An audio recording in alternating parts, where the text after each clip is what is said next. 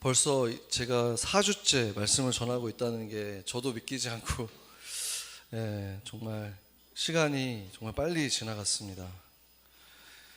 뭐라고 이렇게 그 4주를 어떻게 정의할 수 있을까 계속 생각을 해보고 있는데, 뭐라고 아직 제가 짧게 한 문장으로 뭐 정의를 할 수 없겠지만, 한 가지 확실한 것은 굉장히 특별하고 알찬 4주를 제가 보내고 가는 것 같습니다. 처음에는 4년의 목회 한 텀을 마감하면서 안식달처럼 오는 걸로 생각을 했었기 때문에, 제가 이 교회에서 그냥 예배 드릴 생각은 당연히 했지만 설교를 할 생각은 없었거든요. 근데 최 목사님이 하라고 하시더라고요. 그래서 처음에는 그러면 그게 휴가가 될 수 있을까? 라고 이렇게 제가 생각을 했는데, 제가 이제 4주를 지나고 나서 보니까 이런 생각이 들었습니다. 제가 여러분도 축구장에서 혹시 축구를 직접 본 적이 있으면 느끼실 수도 있는데, 작년에 제가 축구장에서 저희 국가대표하고 미국 대표가 하는 거를 정말 럭키하게 본 적이 있는데, 경기가 다 끝났어요. 끝나고 뭐 인사도 하고 뭐 다 끝났는데 선수들이 다시 운동장에 나오더니 막 다시 뭐 운동을 준비하듯이 막 뛰더라고요. 우리가 생각할 때는 온 힘을 다해서 그 90분 동안 뭐 거의 100분 가까이 쏟아낸 다음에 그냥 바로 침대에 누워야 될 것 같지만, 그게 결코 그들 몸에 쉼을 주진 않는다는 거죠. 과학적으로 보더라도 이 피가 막 몰려 있는 상황이 되기 때문에 천천히 이렇게 뛰면서 있어야지 오히려 그게 더 쉼이 된다고 하더라고요. 그래서 지나고 나서 보니까 주일 설교를 그래도 생각을 하면서 일주일을 보내는 것이 저한테 안식을 방해한 게 아니라 오히려 더 질 좋은 쉼을 갖게 하고 질 좋은 만남들을 갖게 했다는 것을 깨닫게 됐습니다. 운동선수가 되고 나면은 매일 운동을 어느 정도 해줘야지 몸이 더 편하잖아요. 저도 그랬으면 좋겠는데 몸은 그렇진 않은데 그렇게 되잖아요. 몸이 정말로 운동을 계속하는 사람들 같은 경우는. 그래서 제가 보니까 어느새 제가 지난 7년 동안 목회자로서 훈련이 되고 나니까 목사의 역할을 어느 정도 하는 것이 오히려 저한테 쉼이 되고 더 편하게 하루하루를 살아갈 수 있다는 것을 느낀 거예요. 근데 여러분들 어떻습니까? 우리 대부분들은 아마 예수님 믿은 지 7년은 넘었을 것 같은데, 그리스도인이라고 하는 새로운 나의 이름에 이제 익숙해져 있습니까? 그리스도인답게 사는 것이 오히려 더 편합니까? 그리스도인이라는 말은 영어로 크리스찬이에요. 크리스천. 크라이스트의 소유격입니다. 그러니까 그리스도인이라고 하면은 여러 의미가 있을 수 있지만 가장 기본적인 의미는 그리스도의 소유라는 거예요. 그렇죠? 그렇다면은 이제 나는 주인이 있는 사람이 됐다는 거예요. 나에게는 이제 예수 그리스도라고 하는 주인이 계신다. 그게 내 이름의 뜻이라는 거예요. 기본적인 뜻. 그렇다면 나의 시간, 나의 재산, 나의 능력, 나의 생명, 이 모든 것은 나의 것이 아니라는 뜻입니다. 그래서 그것들에 대해서 작은 일부를 주님께 온전히 드림을 통해서 이 모든 것의 주인이 주님이라는 것을 우리가 인정을 하게 되는 거잖아요. 그렇다면 그렇게 살아가는 삶의 방식이 7년이 지났다면 이제는 내 삶의 가장 자연스러운 삶의 방식이 되는 게 마땅하다는 거죠. 우리가 그리스도인이라면 앞으로도 우리가 주님 안에서 계속해서 성장을 해야 되기 때문에 정성도 깊어지고 헌신의 의미도 더 깊어지고 열매도 점점 맺는 이런 것들이 계속해서 변화되어 가는 것은 마땅하지만, 그러나 그리스도가 주인이 된 순간부터 주인으로서 우리한테 요구하시는 것도 있다는 것이죠. 최소한 일주일의 하루는 온전히 주님께 드려야 한다는 것 같은 것은, 최소한 새신자든 오래 예수를 믿은 사람이든 동일하게 주님께서 요구하시는 모든 그리스도인들에게 해당하는 것입니다. 최소한의 양은 주님이 이미 정하셨고 변함이 없다는 거죠. 나는 새신자니까 일단 10분만 드리겠습니다 라고 할 수가 없다는 거예요. 질은 달라지더라도 양은 주님이 정해 놓으셨다는 것입니다. 제가 사는 동네에는 30% 이상이 유대인들이에요. 그래서 토요일 아침이 되면은 창문으로 이렇게 사람들이 걸어가는 게 계속 보입니다.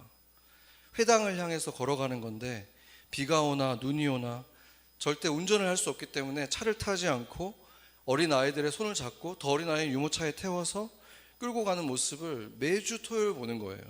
볼 때마다 인상적이에요. 그들이 까만 옷을 입는 이유는 성전을 잃어버린 죄인이라는 의미로 그 까만 옷을 입고, 남성들은 모자를 쓰고 여성들은 가발을 쓰고 평생을 살아갑니다. 금요일이 되면은 가스레인지를 불을 켤 수 없고 휴대전화도 다 금지되고 심지어 전등의 스위치도 켜거나 끌 수 없습니다. 그것을 수천 년간 안식일로서 엄격히 지켜오고 있는 거예요.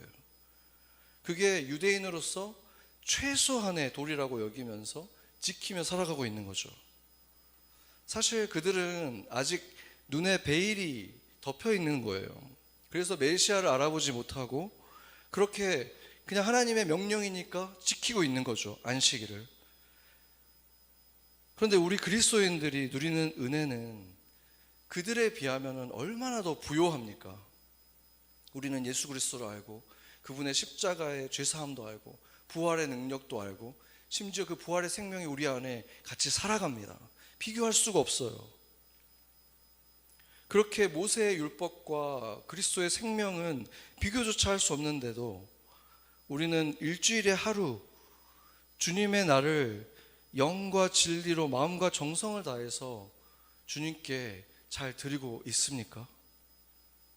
우리는 율법을 문자 그대로 지키는 율법주의자들이 아니에요. 그냥 아무것도 하면 안 되고 그날은 그냥 가만히 있어야 된다 이런 게 아니라, 그렇지만 그 율법을 폐한 게 아니라 뭐라고 말했냐면은 이제 우리는 하나님이 왜 그 율법을 주셨는지 그 취지를 이해하는 사람들이라는 거예요. 그리고 그 율법을 주신 분을 사랑하는 사람들이기 때문에 그 의미를 알고 따르며 살아가는 사람들이라는 거예요. 문자 그대로 그냥 하는 게 아니라. 그렇다면은 최소한 일주일에 하루에 해당하는 시간을 쪼개고 나누어서라도 주님께 온전히 드리려고 하는 삶의 방식을 추구하는 게 마땅하지 않겠습니까?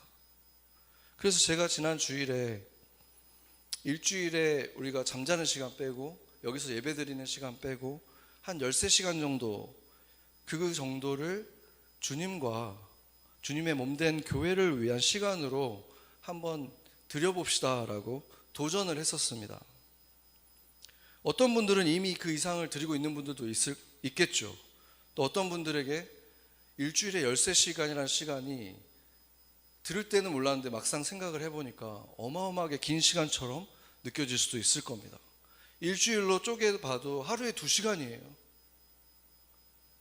그 시간을 내가 주님께 드릴 수 있는가? 그 전주에는 또 우리에게 주신 말씀 중에 요한복음을 한번 한 구절이라도 매일 읽어보자 라고 했습니다. 이 두 가지를 생각을 해봤을 때 우리가 주님 안에서 예배 속에서 들으면 해보고 싶다라는 소망이 그 안에 있을 거예요. 그런데 만약에 정말로 우리가 하루에 요한복음을 한 구절이라도 읽고 하루에 2시간에 해당하는 시간을 정말로 그게 무엇이든지 간에 누군가를 돌보면서 주님을 생각할 수도 있어요. 꼭 아무 일도 하지 않는 게 아니라 정말로 주님께 드리는 것이라는 확신이 드는 어떤 모습으로 내가 살아간다면 우리의 일상이 달라지지 않을 수가 있을까요? 일상이 아마 단기 선교를 갔을 때 나의 모습처럼 어느새 변해 있을 수 있습니다. 그게 바로 주님이 우리한테 선물하고 싶은 인생의 모습이에요. 어떤 노 목사님이 지혜로운 말씀을 하시는 걸 듣고 정말 지혜롭다 생각을 했는데, 우리가 이런 얘기를 들을 때 마음을 먹잖아요. 근데 작심삼일이라는 표현처럼 그게 3일을 가면 다행이잖아요. 그래서 그분이 그러더라고요. 그때가 되면 작심삼일을 한 번 더 해라. 계속 작심삼일을 하는 거예요. 3일에 한 번씩. 그러면은 계속 할 수 있다. 그렇게 우리가 마음을 포기하는 쪽으로 먹지 말라는 거예요. 작심삼일한 얘기를 들었을 때도 역시 작심삼일이니까 그냥 시작을 말자 이게 아니라 작심삼일에 그치더라도 또 시작하자라는 마음을 먹자는 거죠. 영적 성숙이라는 것은 하나님이 나한테 얼마나 많이 가르쳐 주시고 부어 주었는가에 있지 않습니다. 우리가 그것을 얼마나 성실하게 잘 받아들였는가, 거기에 달려 있는 거예요. 별 필요 없어 보이는 것들, 귀찮은 것들, 그런 것 속에 있습니다. 그렇지만 무작정 몸을 일으켜서 교회에 가봐야겠다. 일단 성경 앱을 열어야겠다. 일단 성경책을 펼쳐야겠다. 이게 그 순간은 아무런 의미가 없게 느껴질 수 있어요. 내가 지금 주님을 사랑하는 마음도 없는 것 같고 읽고 싶은 열정도 없는 것 같고, 그러니까 그냥 하지 말자. 이 마음이 들어올 때 그냥 펼치라는 거예요. 평화의 시기에는 바로 이 귀찮음이 무의미해 보이고 별 의미 없어 보이는 바로 이런 식으로 우리를 주님께 못 가게 만드는 거예요. 일주일에 이렇게 13시간, 12시간 틈틈이라도 주님과 교회를 위한 시간을 보낼 수 있게 되면 우리의 신앙은 반드시 진보하게 되어 있습니다. 그 말은 어느새 그리스도인다운 사람이 되어 간다는 거예요. 그리스도인이 그리스도인다운 사람이 되면 자유로워집니다. 걱정은 비례해서 줄어들고 불안해하는 시간도 점점 짧아집니다. 12시간을 주님께 빼앗기는 것처럼 느껴질 수도 있지만 그런 것입니까? 나의 일주일 전체를 주님께서 이끄시고 책임져 주시게 되는 거잖아요. 그것을 드렸을 때 그게 주님이 약속하신 거잖아요. 주님이 내 삶에 역사하는 것을 더 선명하게 볼 수 있게 되는 것입니다. 그게 다 우리가 원하는 삶의 모습이잖아요. 내 힘으로 살아가는 게 아니라 주님의 기적이 성경에서처럼, 단기 선교 갔을 때처럼 계속해서 삶에서 점심때, 저녁때 나타나는 거 보고 싶지 않습니까? 그러면 사람들에 대해서, 주변 사람들에 대해서, 믿는 사람, 믿음이 연약한 사람, 믿음이 없는 사람들에 대해서 배려를 할 수 있으면서도 아이처럼 천진한 즐거움을 누릴 수 있는 사람이 되어가는 거예요. 점점 감출 것은 없어지는 떳떳한 삶을 살게 됩니다. 그리스도인이 그리스도인답게 살게 되면. 제가 지금 나보다 얼마나 더 거룩하고 아름다운 사람이 될 수 있는지도 제 마음 안에서, 우리 마음 안에서 소망이 점점 더 선명해지는 거예요. 오늘 저와 함께 요한복음의 말씀을 보는 마지막 주일인데, 이 복음서를 정말 한 장 한 장 너무 주님의 사랑이 느껴지고, 그래서 정말 같이 계속 읽고 싶다는 생각이 들었어요. 여러분들도 계속해서 읽으면 좋겠습니다. 요한이 뭐라 그랬냐면, 그리스도께서 하신 일들을 내가 다 적으려고 하면은 온 세상에 종이도 모자랄 것이다 라고 말씀을 하셨어요. 그 정도로 어마어마하게 많은 만남들과 기적들을 예수님이 일으키셨다는 것인데, 그 중에 몇 개가 기록되어 있는지 아십니까? 7개 정도의 만남만 기록되어 있어요. 어마어마한 일들이 있었는데 7개만 적혀 있다는 것은 그 하나하나가 우리한테 얼마나 필요한 것인지 알 수 있는 것이죠. 그것은 그냥 단지 예수님이 이런 일을 하셨다라는 역사적인 기록일 뿐만 아니라 우리가 반드시 기억하기를 원하시는, 우리에게 뭔가를 분명하게 알려주고 싶은 대표성을 가진 것들을 뽑아 놓았다는 것입니다. 오늘은 그 중에서도 제가 볼 때 정말로 우리가 기억해야 될 것들, 그 중에서도 주님이 저에게 주신 만남들만 좀 살펴보겠습니다. 예수님을 만난 사람들은 크게 3가지 부류로 나눌 수 있어요. 첫 번째는 예수님을 대적하고 죽일 만큼 미워했던 사람들입니다. 다음은 예수님께 은혜를 입었는데 그 선물 자체에만 관심을 가졌던 사람들이 있습니다. 치유를 받은 다음에 그냥 떠난 사람들, 돌아와서 감사를 표현하지 않은 사람들, 또 열심히 쫓아갔지만 예수님이 더 이상 내가 너희들에게 배를 불려주는 빵을 만들어주는 기적을 주지 않겠다고 하니까 뒤돌아서 버린 사람들이 있었습니다. 그리고 마지막으로 예수님께 은혜를 입은 후에 예수님을 삶의 주인으로 모시고 그들에게 어떤 큰 기적이 있었는지 작은 기적이 있었는지 직접적인 기적이 있었는지 성경에 나와 있지도 않은데도 간접적으로 경험한 그 은혜를 보고도 모든 것을 걸고 따라간 사람들이 있었습니다. 제가 보기에 정말 우리가 기억해야 될 것은 여러분들도 잘 알겠지만 바로 사마리아 여인과의 만남입니다. 사마리아인들은 아수르인들과 유대인들이 섞여서 만들어진 혼혈 민족이었습니다. 그래서 종교도 이 이교도와 좀 섞여 있었어요. 그래서 유대인들한테는 이방인들보다도 더 불결하게 여겼던 사람들이 사마리아 사람들입니다. 우리도 뭐 무슬림이라든지 불교라든지 뭐 이런 사람들이 아니라 기독교 이단들을 보면 굉장히 불쾌하고 혐오감을 느끼잖아요. 마찬가지로 유대인들에게 지금 사마리아 사람들이 그런 사람들이었던 거예요. 그렇기 때문에 예루살렘을 갈 때 지나가면 너무 편한데 거기를 돌아서 갔다는 거예요. 며칠을 더 걸려서. 그 땅을 밟고 싶지도 않았던 거예요. 그 이단들이 있는 땅. 그런데 예수님이 굳이 사마리아 땅에 들어가서 이 여인을 만났고 그 여인과 만난 짧지 않은 대화가 너무 유명한 구절들입니다. 그 대화를 요한복음 4장이 자세히 기록하고 있는데 유대인 랍비가 단둘이서 그 사마리아 여인과 앉아 있는 모습도 이미 굉장히 불편한 장면이에요. 유대인들이 볼 때는.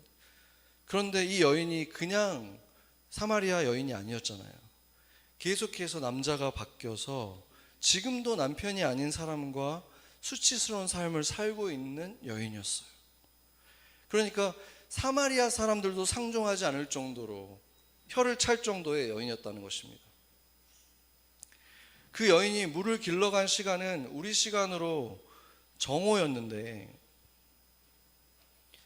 이렇게 오늘같이 이렇게 더운 날도 90도 막 이렇게 되잖아요. 정오가 되면. 그러면은 낮에는 안 다니려고 하게 되죠. 그런데 그 정오에 물을 뜨러 혼자 아무도 없는 시간에 갔다는 거죠. 여러분들 아마 아프리카 뭐 이런 사진이나 영상 같은 거 보면 여인들이 이렇게 큰 물통을 머리에 이렇게 짊어지고 가는 모습들, 사진들 우리 보잖아요. 그런 상황에서 이 물동이라는 것 있잖아요. 여인이 이렇게 들고 가는 이 물동이가 얼마나 중요했겠습니까? 생각을 해보세요. 이 물동이가 없으면 물을 퍼올릴 수도 없어요. 우물이 아무리 있어도 손으로 퍼가지고 갈 수도 없고, 그러니까 퍼는데도 쓰고 그 물을 또 안전하게 흘리지 않고 운반해 가야 되잖아요. 그렇기 때문에 예수님이 내가 생수를 주겠다고 했을 때도 이 여인은 당신은 물동이도 없으면서 어떻게 물을 주냐 이렇게 물어보거든요. 그러니까 아무와도 만나고 싶지 않아서 뜨거운 정오에 우물을 찾아갔던 이 여인의 삶에 어쩌면 가장 의미 있는 일은 그 물을 떠서 가족들에게 가져다 주는 것, 그거였을 것입니다. 그래서 이 여인에게 있어서 물동이는 단순한 물동이가 아니에요. 자신의 존재의 가치와 같은 것입니다. 그런데 예수님을 만난 이후에 이 여인이 이 소중한 물동이를 우물에 버려두고 마을로 뛰어갔습니다. 요한복음 4장 28절 보겠습니다. 네, 여기서 보면 이 여자가 물동이를 버려두고 동네로 들어가서 사람들에게 이르되 이렇게 말하죠. 그러니까 자신의 삶을 의미 있게 만들었던 이 중요한 물동이를 버려두고 더 중요한 일이 있다는 거죠. 근데 이 여인이 한 행동은 더 놀랍죠. 항상 피해서 다니던 그 사람들에게로 자기가 스스로 뛰어들어갔어요. 그리고 그들에게 말을 걸고 소리를 쳤습니다. 무엇이 여인을 이렇게 변화시켰습니까? 바로 예수님이 말씀하신 그 속에서 영생하도록 솟아나는 샘물이 그 안에 이제 시작됐다는 거죠. 예수님이 이 여인에게 하신 말씀입니다.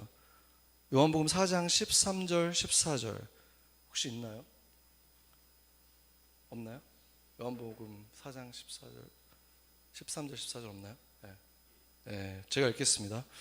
네, 제가 실수로 안 드린 것 같아요. 네. 네, 예수께서 대답하여 이르시되 이 물을 마시는 자마다 다시 목마르려니와 내가 주는 물을 마시는 자는 영원히 목마르지 아니하리니 내가 주는 물은 그 속에서 영생하도록 솟아나는 샘물이 되리라. 아멘. 생수의 근원이 되었을 때, 그 근원이 안에 있을 때 느끼는 기쁨, 그것이 지금 이 여인에게 임한 거예요. 이 여인의 삶에 지금 달라진 게 뭐가 있습니까? 아무것도 없잖아요. 그 여인의 삶의 상황에 달라진 것은 아무것도 없어요. 그런데 동시에 모든 것이 달라졌습니다.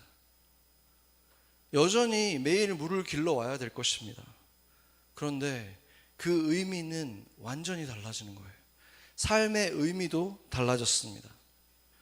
누군가에게 내가 이렇게 쓸모 있는 사람이야 라고 밥값을 하고 있다고 증명해야 되거나 잘하고 있기 때문에 인정해 달라고 인정을 받아서 오는 그런 기쁨이 아니라는 거예요. 이 기쁨은 하나님이 나를 아신다, 거기에서 오는 기쁨입니다. 수백 번 수만 번 곱씹어도 계속해서 기쁨의 물이 나에게 나올 그 진실, 하나님이 나를 아시고 하나님이 나를 사랑하신대. 이 샘물을 가진 사람은 넘어질 때가 있지만 완전히 무너지지 않습니다. 다시 일어설 수 있어요. 일상에서 하나님이 주신 사소한 은혜들을 감지할 수가 있고 그거 몇 가지만으로도 몇 날 며칠을 몇 년을 기뻐할 수 있어요. 그 기쁨의 원천을 볼 수 있기 때문이에요. 그 작은 은혜의 조각들의 의미가, 그것이 증명하는 것이 하나님이 나를 아신다는 것이고 나를 사랑하시는 하나님이 나에게 저것으로 보여주셨기 때문입니다. 기쁨의 원천, 그 기쁨을 주신 분을 알기 때문이에요. 항상 피해 다니던 사람들 앞에 나서는 이 여인의 담대함도 바로 거기서 온 것입니다. 그 수치심을 감추면서 뻔뻔해진 이런 게 아니에요.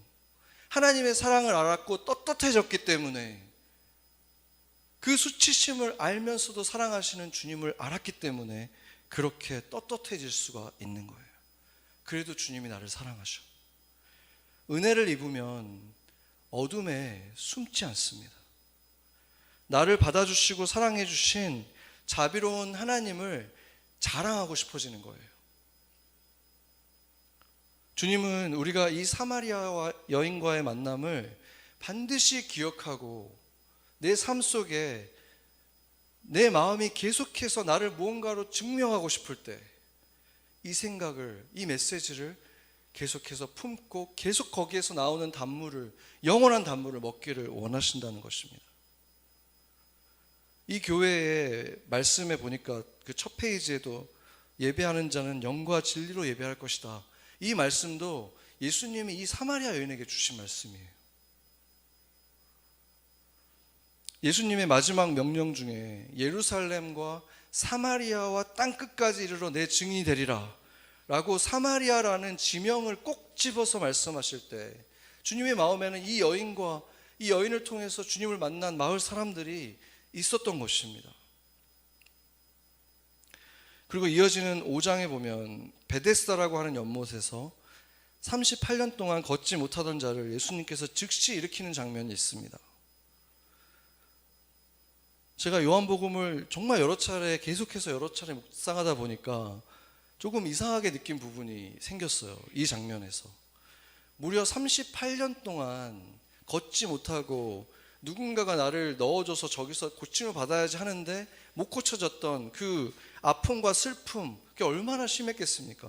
근데 그 사람이 바로 즉시 일어나서 건강하게 걸어 다닐 수 있게 됐다면 그 기쁨이 도대체 얼마나 크겠습니까? 상상하기도 힘든 거예요. 그런데 이상하게도 이 사람은 예수님을 다시 만났을 때 곧바로 엎드려서 경배와 감사를 드렸다는 말이 없어요. 도리어 안식일에 자신이 누웠던 돗자리를 들고 걸었다고 협박했던, 돗자리를 들고 걷는 게 금지되어 있었으니까 그거를 너가 왜 그걸 걷느냐 했을 때 어떤 사람이 나보고 걸으라고 해서 한 겁니다 라고 얘기했죠. 그러고 나서 예수님이 나타났을 때 그분이 예수인 걸 알고 바로 그 사람들에게 가서 아까 나한테 걸으라고 했던 사람 이름이 예수입니다 라고 이렇게 예수의 이름을 그들에게 알려주는 역할을 이 사람이 하게 됩니다. 이 사람의 이런 행동과 정면으로 배치되는 사람이 요한복음 9장에 날 때부터 맹인이었던 사람이에요. 제가 제일 좋아하는 장면 중에 하나인데, 이 맹인은 고침을 받을 때 예수의 얼굴을 볼 수 없었잖아요. 그래서 나중에 예수를 못 알아봤는데 예수님이 다시 나타나서 본인이 예수라는 걸 알려줬을 때 바로 엎드려서 경배했다고 말을 하고 있습니다.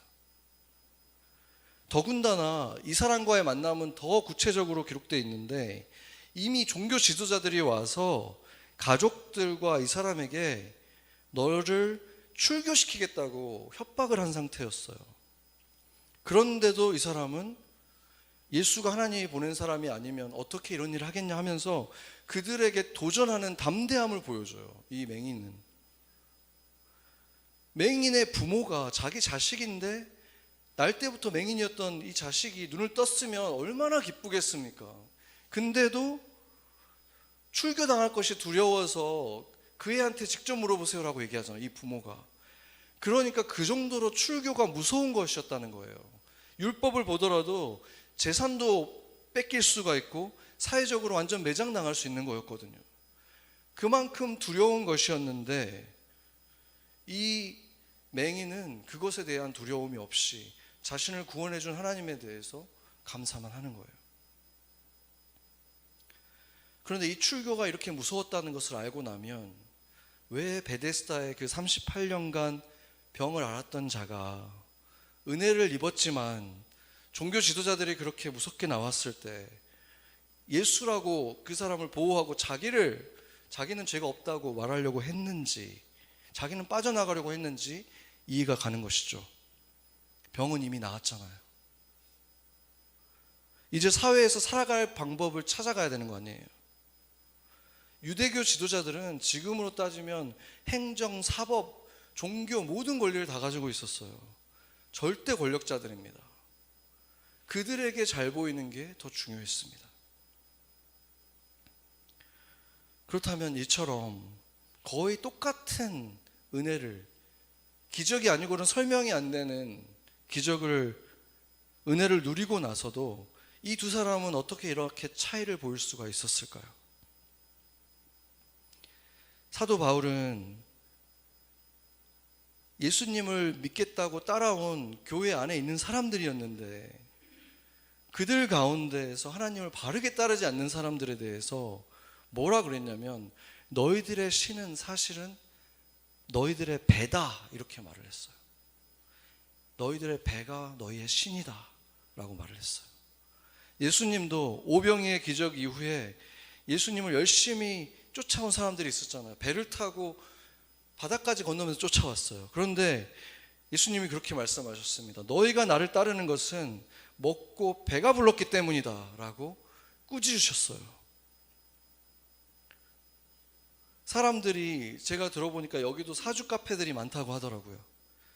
거기에 가서 처음 만나는 사람일 수도 있지만 그 점쟁이가 말하는 대로 대가도 지불하고 뭐가 더 운을 좋게 해줄 거라고 하면 다 따를 거 아니에요. 허무맹랑한 황당한 것을 하라고 해도 따를 거예요. 그것을 갖기 위해서. 그러면 그 사람은 그 점쟁이를 정말로 사랑하고 신뢰하는 것입니까? 아니면 그 점쟁이의 신을 사랑하고 신뢰하는 것입니까? 아니죠. 바로 자기 친구가 더 잘 맞고 용하다는 가게가 있으면 거기로 뒤도 안 돌아보고 갈 거 아니에요. 그러지 않겠습니까? 우상 숭배자들이라는 것은 사실 그 우상을 사랑해서 경배하는 사람들이 아니에요. 그것을 통해서 자신이 얻는 이득과 만족을 쫓는 사람들입니다. 그래서 더 능력 있고 도움이 되는 존재가 나타나면 금세 바꿔버리는 거예요. 바울의 말대로 사실은 그들의 배가 그들의 신인 것입니다. 그들의 삶의 모든 결정은 거기에 달려 있어요. 내가 얼마나 여기에서 만족을 얻을 것인가, 얼마나 나에게 행복을 줄 것인가, 그것이 그들의 신이라는 거예요. 다른 사람을 위해서 희생을 할 수도 있고 봉사도 할 수 있습니다. 그게 나에게 만족감을 준다면 얼마든지 할 수 있는 거예요. 예수님도 찾을 수 있고 성령님도 찾을 수 있습니다.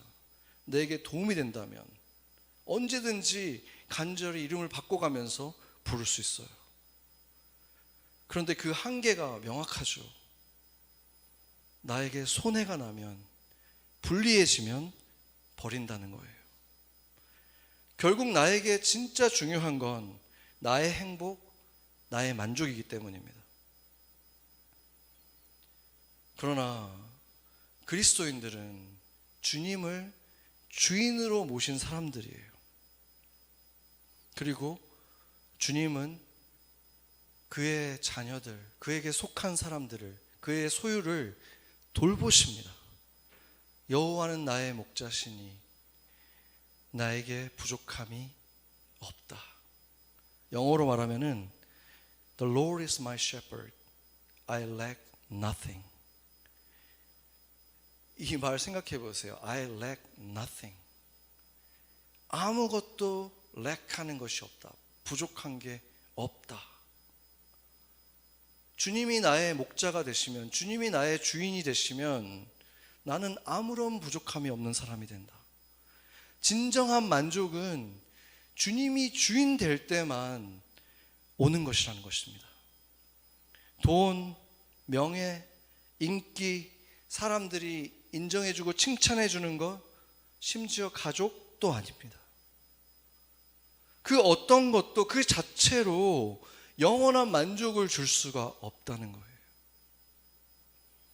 사람들이 깨닫지 못하고 그 무언가를 가지고 그 만족을 채워보려고 쫓고 있을 뿐이지, 그들도 사실은 가장 갖고 싶은 것이 바로 이 만족이에요. 주님만이 주실 수 있는 만족. 저는 20대 후반에 예수님을 만났습니다. 어린 나이에 제가 취업도 해봤었고요. 대학생 때 제가 그때 특기가 좀 있어서 그래픽 디자인으로 졸업하기 전에 스카우트가 된 적도 있습니다. 또 사업을 해보고 싶어서 사업을 해서 성공도 해보고 실패도 해보고 여러 가지 경험을 해봤어요. 그때 항상 무언가를 쫓고 있었어요. 저기 가면, 이걸 이루면 나에게 주어질 그 만족을 계속 쫓고 있었던 거예요. 그런데 정말 오랫동안 원했던 그곳에 딱 올랐을 때 제가 느꼈던 것은 사실은 허무함이었어요. 더 큰 갈증을 느껴봤어요. 그리고 예수님을 만났을 때 거기에서 경험하게 됐습니다. 내가 그토록 찾던 샘물은 바로 예수 그리스도였구나. 영원히 마르지 않고 내 영혼에 만족을 줄 수 있는 분은 주님밖에 없구나. 이것은 사라지지 않고 식어지지 않아요. 우리의 인간은 생명의 원천이 되신 하나님과 그렇게 이어져야만 그 만족을 누릴 수 있도록 창조된 존재들이기 때문입니다. 세상 모든 사람들이 심지어 종교를 통해서라도 또는 연인이나 성공을 통해서 바로 그 만족을 쫓고 있는 거예요. 정말 열심히 살고 그것을 얻어보려고 하고 있는데 주소가 틀린 거예요. 요한복음 15장에 이르면 그 만족을 얻을 수 있는 방법에 대해서 얘기하는데, 제가 처음 왔던 첫 주에 같이 찬양했던 거 있잖아요. 나의 안에 거하라 라는 찬양을 했는데, 그 찬양이 이사야서와 함께 바로 이 요한복음 15장을 섞어서 만든 찬양입니다. 15장 5절 제가 읽어보겠습니다. 나는 포도나무요 너희는 가지라. 그가 내 안에 내가 그 안에 거하면 사람이 열매를 많이 맺나니 나를 떠나서는 너희가 아무것도 할 수 없음이라. 아멘. 주님이 우리에게 요구하시는 것은 너희가 그 어려운 곳을 계속해서 오르고 올라서 나를 차지해봐라, 이런 게 아니잖아요. 주님의 요구는 나의 안에 거하라.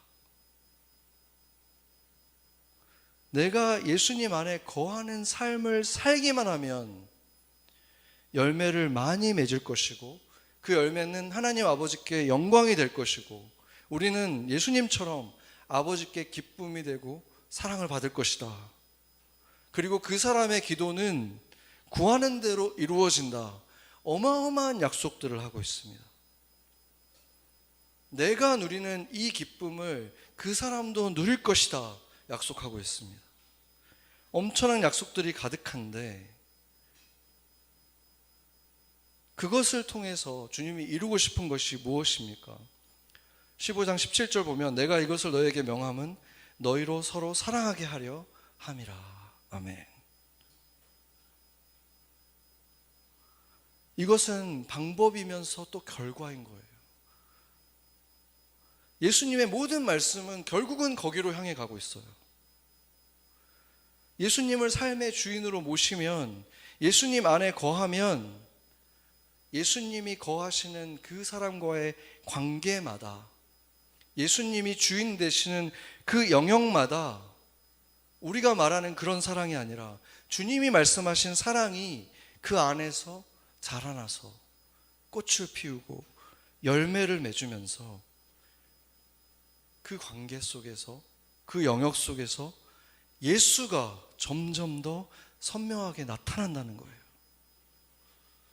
세상 사람들은 그 주소를 아직 못 찾았기 때문에 왜 저 사람에게 관심을 갖는 게 나한테 이득이 될 것인가 안 될 것인가, 사랑을 하는 게 나한테 이득이 될 것인가 안 될 것인가, 똑똑하면 할수록 그 고민 속에 살아갈 수밖에 없어요. 그래서 그 사람이 결국 사랑을 하기로 결정을 한다면은 그것에, 그 사랑의 제목을 뭐라고 붙이든지 간에 결국은 자신의 삶을 더 의미 있게 하기 위해서 나를 위한 행위일 수밖에 없는 것이고, 그것은 사랑의 정반대가 되고 마는 거고, 그것은 우상 숭배가 되는 것입니다.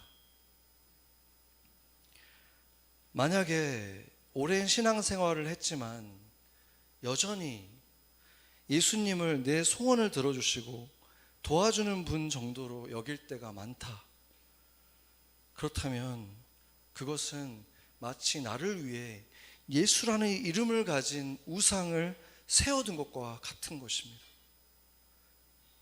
만약에 그런 것인지 아닌지 불분명하다면 영원을 관통하는 질문 앞에 서야 됩니다. 예수를 믿고 인생을 맡길 수 있겠는가? 당장 이득이 되지 않아도 손해를 보더라도 예수를 따르겠는가? 그리고 적어도 내가 이 질문에는 통과가 되었다, 이 질문에 대해서는 의심이 없다라고 한다면 이제 예수가 주인임에도 삶의 어떤 영역들에는 나도 모르게 방들을 이렇게 나눈 거예요. 그래서 그 방들은 문을 열어놓지 않고 닫아놓고 있는 거예요. 아니면 종교의 방이라는 그 방 하나만 만들어서 예수님을 거기에만 둘 수도 있습니다. 그것에 대해서 확인해 봐야 합니다. 주님은 문을 부수고 들어가실 수 있지만 오래 참으시고 기다리십니다. 우리가 자원해서 열어드릴 때까지. 마귀는 그 문을 열 필요가 없는 이유를 차고 넘치게 제공해 줍니다. 주님이 그 공간에는 들어오실 수 없다, 그 이유들을 얘기해 줄 거예요. 이 관계에는 차마 예수님을 모실 수 없는 이유들을 계속해서 제공해 줄 거예요.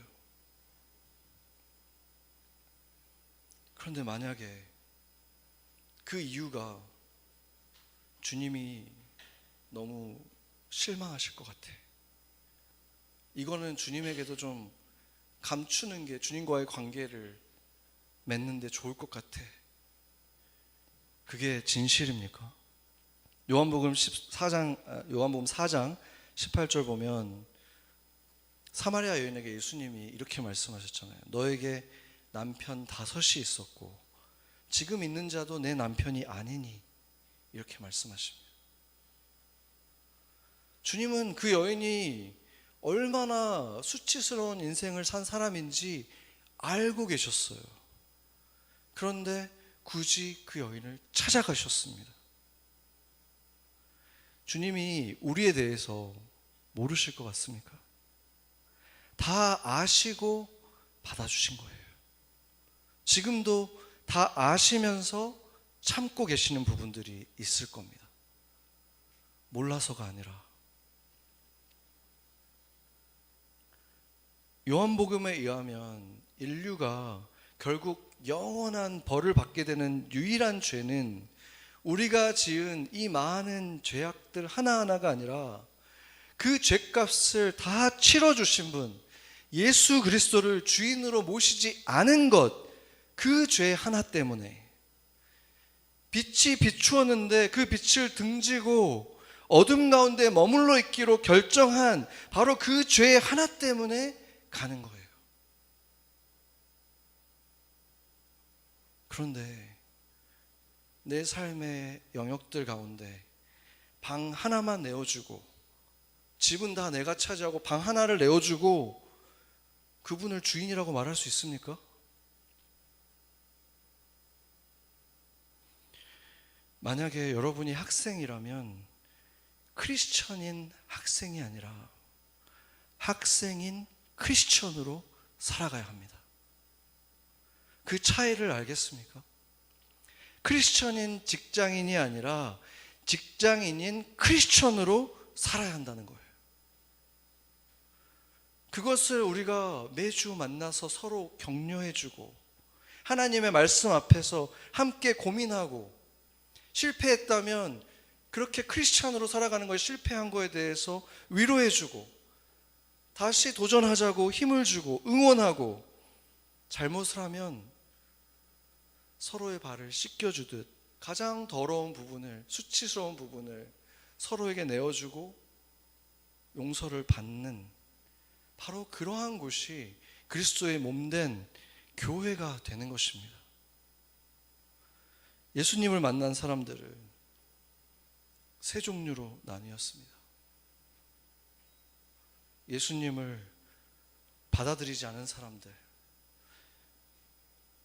예수님이 주신 선물만을 원했던 사람들, 그리고 예수를 주인으로 모시며 모든 것을 걸고 따른 사람들입니다. 오늘 우리 모두는 요한복음에서 말한 것처럼 말씀이신 주님 앞에 섰고 주님을 만났습니다. 이제 여러분의 반응은 무엇입니까? 같이 기도하겠습니다.